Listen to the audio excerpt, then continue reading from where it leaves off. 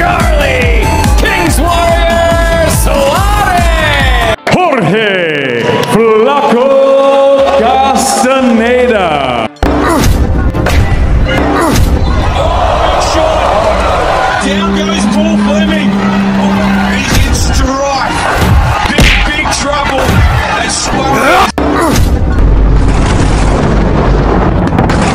Ngayong 2024, naging masigla ang Philippine Boxing mula nang nagkaroon tayo ng bagong champion. Si Melvin Jerusalem naging WBC Minimum Weight Champion matapos talunin ang Hapones na si Yudai Shigyuka. 2 beses niyang pinabagsak si Shigyuka at nauwi ang laban sa split decision na pabor kay Jerusalem. Samantala si Pedro Tadora naman ay nanalo via technical knockout sa ikasiyam na round laban sa kapatid ni Yudai Shigyuka na si Jinjiro Shigyuka. At binawi ng Pinoy ang IBF Minimum Weight title nito. Isa pang inabangang boksingero mula sa Pilipinas ay si Charlie Suarez, na kasalukuyang IBF at IBO Intercontinental Super Featherweight Champion. Si Suarez na may kartadang 17 na panalo, walang talo at may siyam na knockouts ay pinanganak sa San Isidro, Davao del Norte. Kilala siya bilang Kings Warrior dahil sa kanyang bilis at lakas. Siya ay rank number 5 sa IBF at naging 3 beses na gold medalist sa Asian Games at lumaban na rin sa Olympics para sa bansang Pilipinas. Kamakailan nakuha ni Suarez ang atensyon sa mundo ng boxing nang talunin niya ang undefeated Australian champion na si Paul Fleming sa isang malaking upset. Dahil dito nakuha niya ang atensyon ng top rank promotion ni Bob Arum na nagbigay sa kanya ng pagkakataon para sa isang world title fight. Ngayong September 20, 2024, makatapat sana ni Suarez ang Amerikanong undefeated na si Andres Cortez, ngunit natakot ito at nag-back out sa laban. Kaya pumalit itong si George Castaneda Jr. na may 17 wins, 3 losses at 13 knockouts. Ang laban nila ay maging undercard sa super middleweight fight ni Munguia at Bazinian na gaganapin sa Desert Diamond Arena sa Glendale, Arizona, USA. Hindi basta-bastang kalaban itong si Castaneda dahil nagmula ito sa knockout na panalo at isang WBC International Silver Super Featherweight Champion.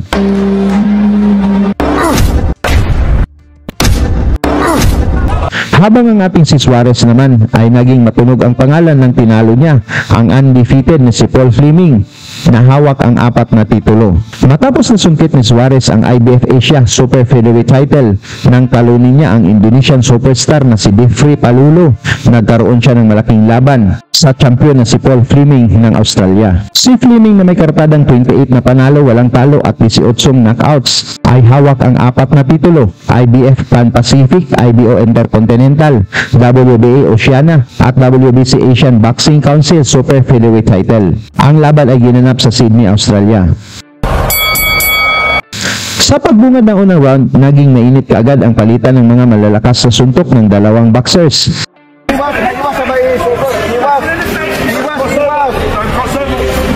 Yan, yung pot na yung mga umiiwas iwas.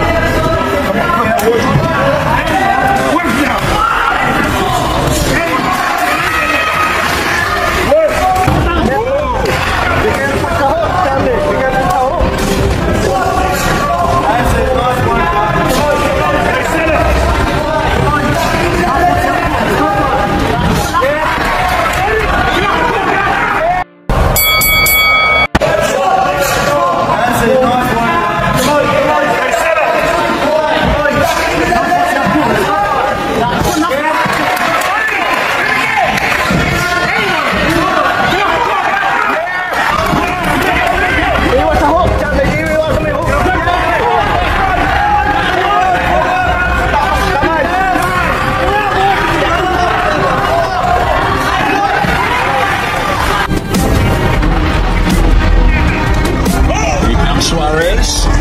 Here comes Fleming. Turns him and comes back. Suarez covers up well. Sa ikatlong round, tumitindi ang palitan ng mga suntok at talagang hiyawan ang mga fans ni Fleming. Ngunit hindi natinag dito ang ating kababayan.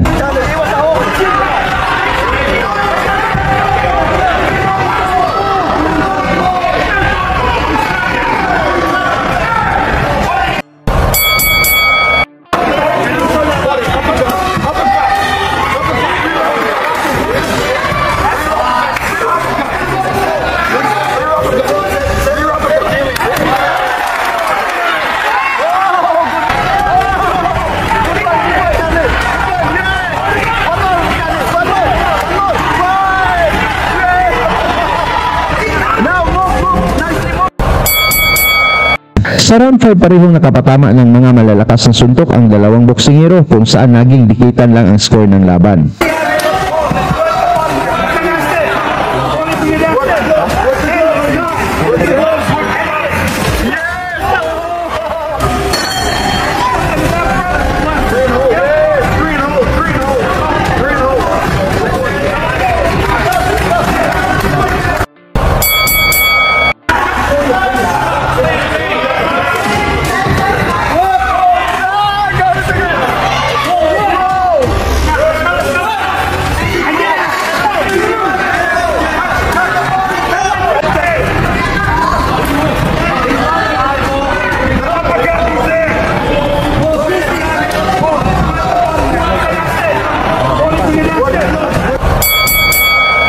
Tuloy ang aksyon dito sa round 7 kung saan wala pa rin nagpapatalo sa dalawang undefeated boxers.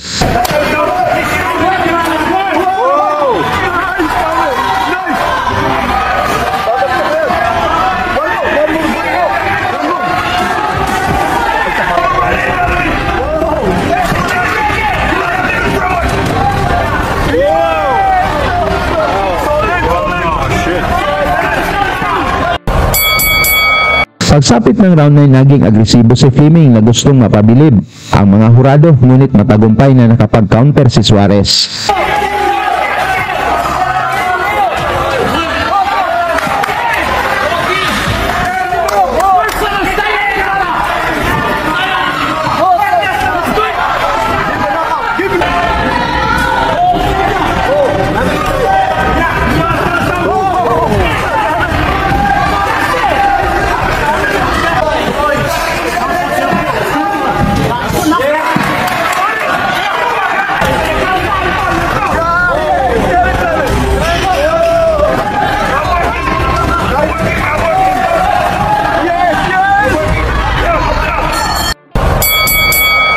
Sa round 11, alam ng kampo ni Suarez na mahihirapan silang manalo kung umabot sa desisyon sa teritoryo ng kalaban kaya sinikap niyang pabagsakin si Fleming.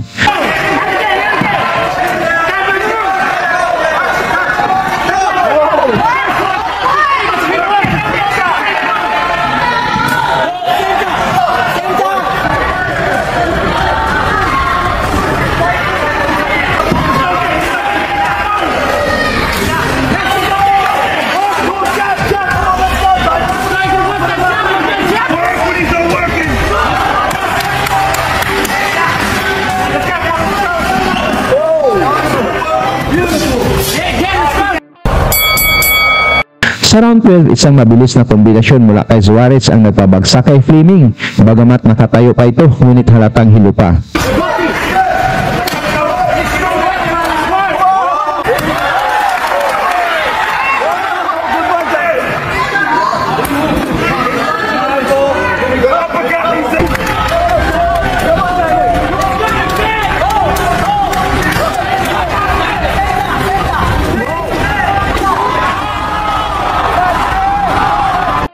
Hindi na nag-aksya ng oras si Suarez at inatake na nito ang champion hanggang sa inawat na ng referee ang laban na nagbigay kay Suarez ng technical knockout na panalo.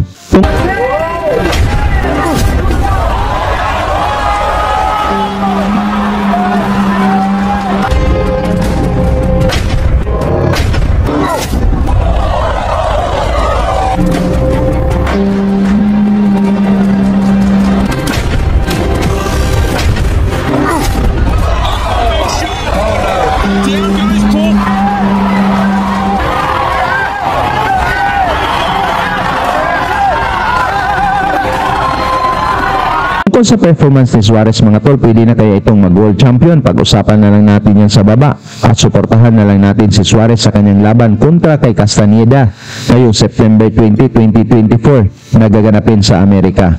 Lagi niyong sundan, huwag magpapahuli. Pag-usapan ni bakbakan, balita niya at laban. Mga Pinoy na di nagpapagapi. Salamat sa mga suporta na lagi nandyan.